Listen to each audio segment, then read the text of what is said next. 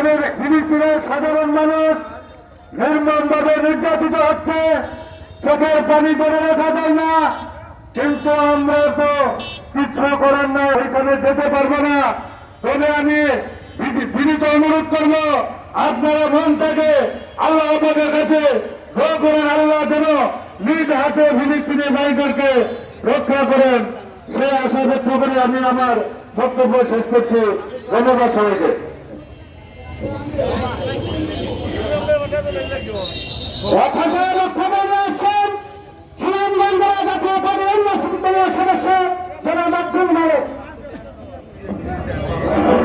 বিসমিল্লাহির রহমানির রহিম।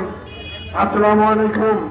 আমি আমার এই জাতিসংঘকে একটি কথাই বলতে চাই, সারা বিশ্বের যত মুসলমানের যে অত্যাচার অবিলম্বে বন্ধ করা হোক।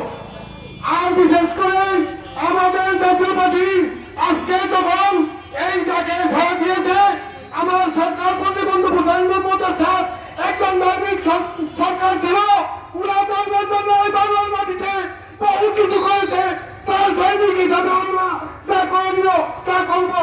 এইভাবে আমি আমার বক্তব্য শেষ করলাম। বাংলাদেশ জিন্দাবাদ, প্রতিবন্ধু হুসাইন মোহাম্মদ আসাদ জিন্দাবাদ, বিএনপি জিন্দাবাদ, হিমেল জিন্দাবাদ।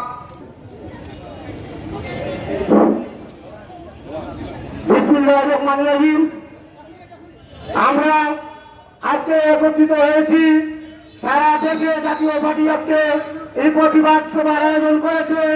আমরা হিমল ভাইয়ের নেতৃত্বে সুনামগঞ্জ জাতীয় পার্টি যতদিন পর্যন্ত ইসরায়েলি আগ্রাসন বন্ধ না হয়েছে, আমরা সুনামগঞ্জে হিমল ভাইয়ের নেতৃত্বে আমরা নেতৃত্ব দিয়ে আজকে যদি আমাদের সমর্থন থাকতো, আজকে যদি সমর্থন থাকতো, তাহলে আমরা ফিলিস্তিন যেতে পারতাম, তাহলে অস্ত্র করে আজকে ফিলিস্তিনের পক্ষে আমরা কাজ করতাম।